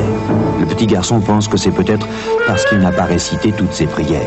Lucia le rassure, elle va tout lui raconter. Vous savez, les enfants, ils ne distinguent pas le jeu de la réalité, ils commencent par jouer, et puis après, leur jouet, leur ours, n'importe quoi, devient un vrai personnage, et ils confondent facilement le jeu et le réel. Il y a donc une possibilité très concrète pour que des enfants, par exemple, voient un personnage, une dame. Les uns l'ont vu avec des boucles d'oreilles, l'autre a dit qu'on ne voyait pas les boucles d'oreilles parce qu'elle avait un voile. Bon, il y a des contradictions évidentes.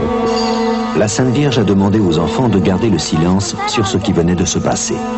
Mais Lucia est inquiète. Sa petite cousine pourra-t-elle tenir sa langue? En effet, l'enfant va parler. La nouvelle se répand rapidement. Tous les 13 du mois, pèlerins et curieux toujours plus nombreux accompagnent les enfants au rendez-vous fixé par la Vierge. À chaque fois, les enfants et les croyants venus de toute la région s'agenouillent devant le petit chêne vert où Marie apparaît. L'apparition est précédée d'un éclair et d'un coup de tonnerre que tous peuvent entendre. Pourtant, beaucoup de gens doutent encore. Mais Lucia demande à la Vierge de faire un miracle visible par tous pour que tous puissent croire. Continuez de venir ici tous les mois. En octobre, je dirai qui je suis et je ferai un miracle afin que tous puissent croire. Cependant, à chacune de ces apparitions, la Vierge ne manque pas de signaler son passage par certains phénomènes visibles que des témoins ont rapportés.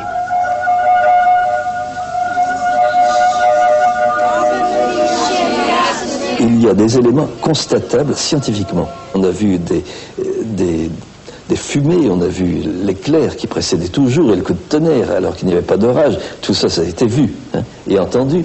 Et puis, d'autre part, que les enfants n'aient jamais et toujours résisté, parce qu'on voulait, ils ont été soumis à des persécutions énormes, on voulait leur faire avouer qu'ils avaient menti. Eh bien, jamais ils n'ont calé.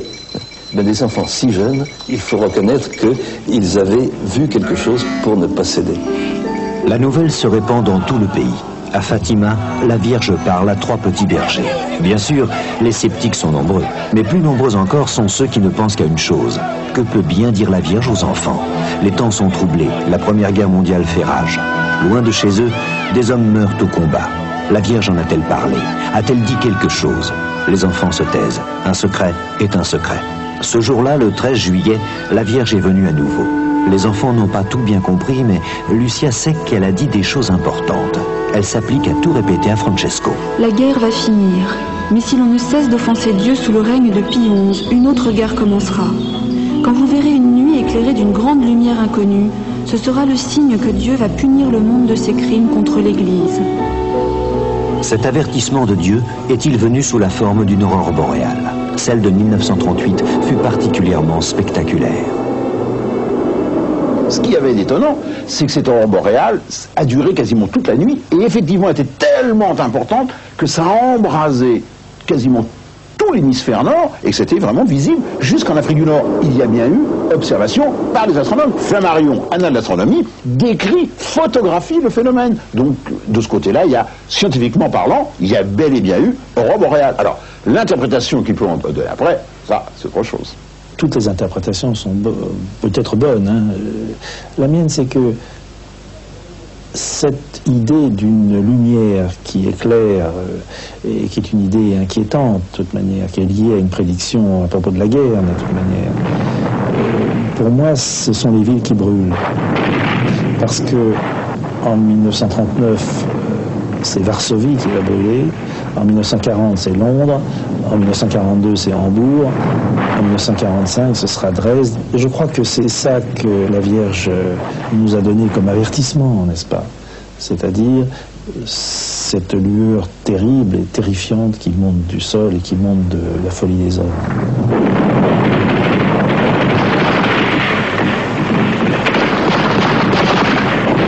Les prédictions de Lucia à propos de la Deuxième Guerre mondiale ont été publiées en 1942. C'est très facile, et ça s'est vu tout au long de l'histoire, de fabriquer une prophétie simplement en l'antidatant, alors que l'événement prédit a déjà eu lieu. Elles n'ont été révélées au monde qu'en 1942, mais elles avaient déjà été révélées par Lucie de Fatima, une des 3 voyantes. Elles avaient déjà été révélées à son évêque, à ses confesseurs et à la supérieure de l'ordre religieux où elle se trouvait, où elle était entrée ensuite. Donc, déjà là, elle en avait fait part en leur demandant de ne pas le répandre puisque la Vierge ne le voulait pas. Elle l'avait écrit. Tout cela était sur papier. Les pressions et persécutions en tout genre se multiplient contre les enfants. Depuis 3 ans, le pouvoir est aux mains des partis anticléricaux. Les apparitions de la Vierge à Fatima et l'engouement qu'elle suscite n'arrangent pas du tout la Nouvelle République. Et puis, il y a le secret que tout le monde aimerait connaître. Le 13 août, les 3 petits sont kidnappés par l'administrateur du canton. Ils sont emprisonnés à la forteresse de Ourem et sont menacés de mort.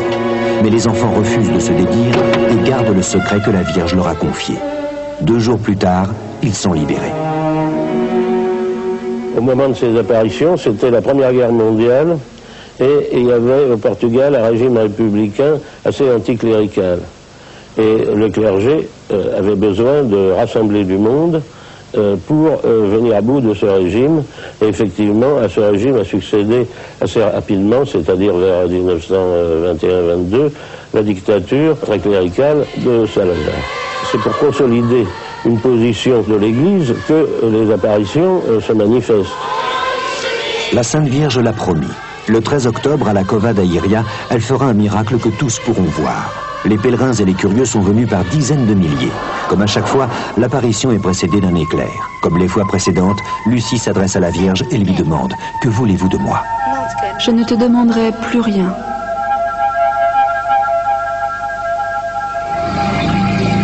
Soudain, Lucia pousse un cri. Le soleil, regardez le soleil. Tous lèvent les yeux au ciel.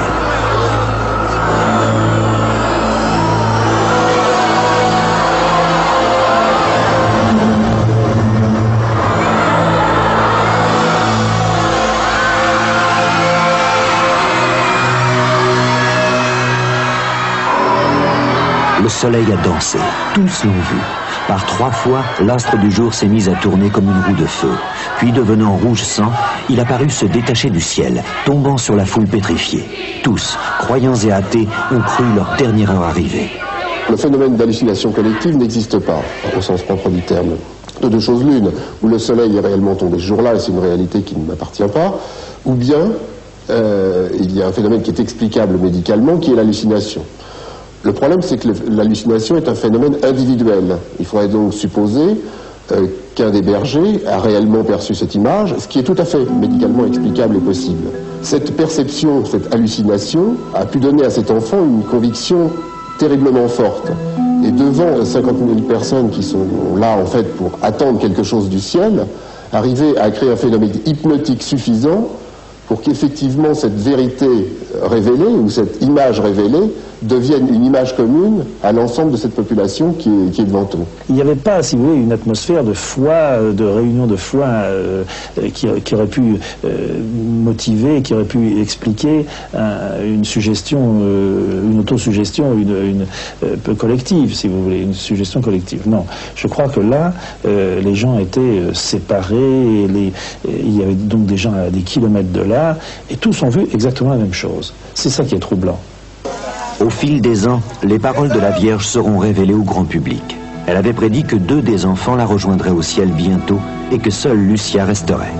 En effet, 2 ans plus tard, en 1919, Jacinta et Francesco tombent victimes d'une terrible épidémie de grippe. Lucia est devenue religieuse. Elle vit toujours et a assisté au pèlerinage du pape Jean-Paul II en 1991. Elle a communiqué au Saint-Siège une ultime prédiction de la Vierge. Cette prédiction est restée secrète. Seules 2 personnes au monde en connaissent la teneur, Sœur Lucia et le Saint-Père.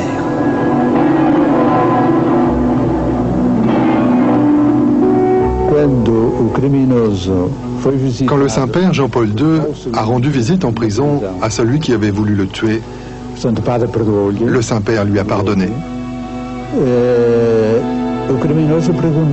Le criminel a demandé au pape: « Pourquoi n'êtes-vous pas mort?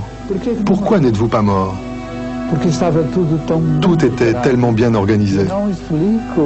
Je n'arrive pas à m'expliquer la raison pour laquelle vous n'êtes pas mort. Et le pape aurait répondu: vous avez choisi le mauvais jour. Cet attentat a eu lieu le 13 mai 1981, jour anniversaire de la première apparition de la Vierge. Pour le Saint-Père, ce n'est pas une coïncidence, et il a fait don à la Vierge de la balle qui a failli lui coûter la vie. Nul ne sait s'il révélera un jour le 3e secret de Fatima. Le 3e secret alors de Fatima, c'est quand même lancinant cette affaire. Marc Demme a une hypothèse très très bien étayée, mais vous, Daniel Costel, qui avez consacré un livre à Fatima, aux apparitions de la Vierge, vous n'avez pas une hypothèse sur ce 3e secret? Eh bien si. Cette 3e prédiction tenue secrète par les papes. Il peut y avoir une prédiction, inquiétante. Ce que je crois important, c'est qu'il y ait un secret. C'est que l'Église catholique, c'est que le catholicisme puisse encore intéresser, puisse encore passionner, qu'il puisse y avoir un secret qui puisse encore nous intéresser. Marc Demme, lui, il a une explication, je dirais presque politique. Qui est politique en grande partie, qui n'est pas que politique, qui est très religieuse, oui, qui est très religieuse aussi. Concerne, disons, la politique intérieure à l'Église catholique, quoi. C'est cela. Pour moi, il y a un secret, et quand il y a un secret, j'essaie de le savoir. Ouais. J'essaie de le savoir, et comme je n'ai pas la possibilité d'aller me glisser au Vatican, dans la pièce où cette enveloppe se trouverait, ni de la décacheter, alors j'ai fait des analyses, et j'ai procédé comme dans un roman policier, j'ai procédé en cherchant ce qui pouvait bien être écrit sur la feuille que Lucie a remise à son évêque. Et que Rome ne veut pas révéler. La Sainte Vierge a dit que ce secret devait être divulgué au plus tard en 1960. Ouais. Or, qu'est-ce qui s'est passé dans les années 60 ? Il s'est passé quelque chose de profondément important dans l'Église. Dans les années 60, c'est-à-dire de 62 à 65, il y a eu un concile. Et ce concile, il ne faut pas... on est bien obligé aujourd'hui, et depuis longtemps d'ailleurs, on est bien obligé de dire et de reconnaître qu'il a été désastreux pour l'Église. Le Concile a quand même eu des effets pervers immédiats. Quand 40 000 prêtres ont quitté la soutane pour aller se marier, c'était juste après le Concile. Alors, eh bien, ça ne s'est pas fait tout seul. Gérard de Sède. Il y a une troisième hypothèse. Oui. Pourquoi les papes n'ont pas révélé ce secret? Parce que son contenu était positivement ridicule. Oui, mais ça n'était rien. Pardon une seconde, hein. Je vous ai laissé parler. Parce qu'il ne faut pas oublier que la Lucia en question, elle a souvent dit des choses extraordinaires. Parce que, par exemple, nous avons vu ce qui s'était passé au moment de la dernière apparition, c'est de la fameuse danse du soleil, n'est-ce pas? Ce jour-là, elle dit que la dame lui annonce « la guerre finit aujourd'hui ». Il a fait norme en étant en 17, en étant en octobre 17, elle finira en novembre 18. Bon, maintenant venons-en à la danse du soleil, puisque c'est comme ça qu'on l'appelle à Fatima. D'accord, allez-y. Bon, bien que l'Église ait condamné Galilée, c'est tout de même la Terre qui tourne autour du soleil. Alors si le soleil avait la fantaisie de danser, il n'y aurait personne pour le raconter, pour la bonne raison que la Terre serait sortie de son orbite et s'abîmerait dans l'espace comme n'importe quel aérolite. Il y a eu 70 000 personnes pour le constater, pour le voir. Oui, monsieur, il y a eu 60 d'abord, premièrement, il n'y en a pas eu tout à fait 70 000, deuxièmement, tout le monde n'a pas vu ça. Mais je vous répondrai ceci, c'est qu'en 1979, au moment de la chute du Shah d'Iran, il y a 100 000 personnes à Téhéran qui ont vu le visage de Khomeini dans la Lune. Des centaines de milliers d'Iraniens pouvant avoir une hallucination de ce genre, ça peut se comprendre. Tandis que dans l'histoire de Fatima, ce sont des gens qui, d'abord, ne sont pas forcément prêts à croire. Par exemple, il y a des journalistes qui sont très républicains, qui sont très anticléricaux, etc., qui ont vu comme les autres. Il y a des gens qui sont pas là non plus. Et puis il pleut, et puis les gens sont pas contents, et puis tout ça, ça se passe pas dans une grande atmosphère d'excitation collective. C'est pas du tout ça. Non, il se passe un phénomène qui est effectivement un phénomène complètement inexpliqué. Bon, le moment est venu maintenant de nous séparer. Je vous remercie, merci beaucoup Daniel Costel. Merci. Pour les images aussi, Marc Dème et Gérard de Sède. Merci messieurs. Merci à vous.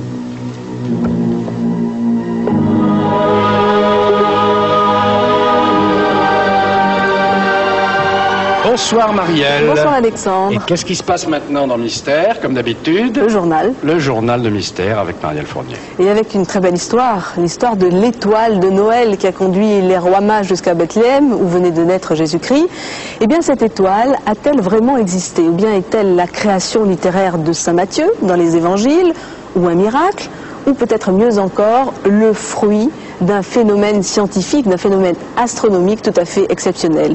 Si c'était le cas, les rois mages auraient été des astronomes et Jésus serait né 7 ans plus tôt. L'étoile de Noël, une enquête remarquable réalisée par la Cité des sciences et de l'industrie.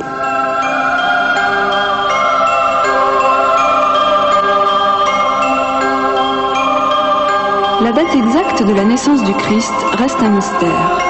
On sait que pendant le règne d'Hérode, dont le palais se trouvait à Jérusalem, Joseph, un jeune charpentier, était fiancé à Marie. On sait que Marie attendait un enfant qui, d'après les évangiles, n'était pas le fils de Joseph, mais le fils de Dieu. Alors, Marie et Joseph durent se rendre à Bethléem pour un recensement ordonné par César Auguste. Et l'enfant naquit à Bethléem. Les évangiles disent que lorsque l'enfant naquit, des mages d'Orient furent prévenus par une étoile qui les guida jusqu'à Bethléem pour qu'ils rendent hommage à l'enfant et lui portent des présents. En réalité, ces mages étaient des astrologues. À l'époque, le ciel était pur. Ni la lumière des villes, ni la pollution ne gênaient leur observation. Et les mages de l'Orient regardaient les étoiles. Ils ont effectivement vu quelque chose dans le ciel qui leur annonçait qu'un événement important était en train de se produire. Mais qu'ont-ils vu exactement ?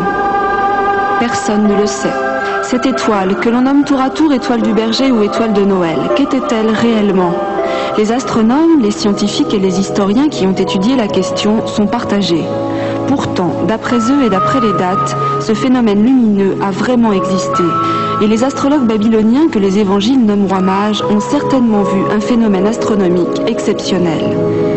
Les astronomes retiennent 3 possibilités. Ce phénomène pourrait être une comète, ces sortes de grosses boules de magma sale qui se promènent dans l'espace et qui, en se rapprochant du Soleil, se transforment en effervescence, laissant derrière elles cette traînée caractéristique. Cela pourrait être aussi une nova, c'est-à-dire une étoile en explosion qui atteint alors une intensité telle que l'on peut la voir jour et nuit pendant plusieurs jours. Mais les scientifiques sont surtout attirés par une troisième hypothèse, celle de la conjonction de deux planètes. Il s'agit du phénomène planétaire le plus rare qui consiste à avoir sur une même ligne la Terre, le Soleil et deux planètes qui, en reflétant le Soleil, donnent à elles deux un éclat aussi brillant et persistant que l'était l'étoile de Noël. En faisant des calculs très savants et en se replongeant dans l'astrologie chinoise qui est extrêmement précise, on trouve pendant le règne d'Hérode 2 passages de comètes qui ont été vus de la Terre, plusieurs novas ou explosions d'étoiles, et enfin, les en l'an 7 avant Jésus-Christ, la conjonction de 2 planètes, Jupiter et Saturne, une conjonction exceptionnelle car dans la constellation des Poissons, ce qui était le cas, le phénomène ne se produit qu'une fois tous les 800 ans. Les scientifiques penchent plutôt pour cette solution, mais cela signifierait alors que Jésus est né 7 ans plus tôt que prévu. Serions-nous donc en l'an 2000 ? C'était l'histoire formidable de l'étoile de Noël dont vous pouvez vous procurer la vidéo auprès de la Cité des Sciences et de l'Industrie. Alors en juillet prochain, ce ne sera pas l'étoile de Noël, mais un phénomène astronomique encore exceptionnel, la collision de Jupiter avec une comète. Alors là, les astronomes du monde entier attendent ça, une comète en plus formée de plusieurs noyaux, un petit peu comme un collier de perles, d'une 40aine de kilomètres carrés et arrivant à la vitesse de 60 km par seconde. Alors au moment de la collision, l'explosion va dégager 1 milliard de mégatonnes, c'est l'équivalent de 200 millions de bombes atomiques, 200 millions de fois Hiroshima. Alors la collision va se passer sur la face cachée de Jupiter, mais sur Terre, au-dessus de nos têtes, on devrait apercevoir de grands éclairs, des flashs reflétés par les satellites de Jupiter. Quant au résultat même de cette explosion, eh bien, il devrait nous parvenir grâce à la sonde Galileo qui, elle, sera aux premières loges. Savez-vous que l'on peut avoir de la nicotine dans le sang sans pour autant être un fumeur? Comment? Bon, d'abord, en respirant la cigarette du voisin. Vous savez que si vous respirez de l'air pollué, vous allez en subir les conséquences. Mais aussi en mangeant certains légumes et notamment de l'aubergine. Eh oui, de l'aubergine. 10 grammes d'aubergine, c'est pourtant pas lourd. Ça équivaut à rester 3 heures dans une chambre enfumée. Mais rassurez-vous, si vous avez l'habitude de manger de l'aubergine, rien ne prouve qu'elle puisse donner le cancer. Et puis la nicotine est certes toxique, mais rien à voir non plus avec le goudron ou les autres combustibles du tabac. Bonsoir. Bien, ce numéro de Mystère est pratiquement terminé. C'était d'ailleurs le dernier numéro de l'année 93. On se retrouvera l'année prochaine, à la mi-janvier. Et d'ailleurs, à ce propos, je vous signale que pour ce prochain numéro de Mystère, le premier donc de l'année 94, j'aurai avec moi tous ceux, toutes celles dont c'est le métier de prévoir l'avenir et qui vous diront de quoi exactement sera faite cette année 94. Alors, je vous souhaite en attendant d'excellentes fêtes de fin d'année, une très bonne année 94. Et puis, avant que vous partiez, restez encore là quelques secondes. Je vous rappelle les adresses essentielles. Si vous avez des histoires extraordinaires à nous rapporter, boîte postale 2008 ou 2008, c'est plus facile comme ça, 92 518 Boulogne-Cedex. Et puis si vous voulez venir assister à l'émission Mystère, eh bien 3615, code TF1. Bonsoir et encore une fois bonne année, merci.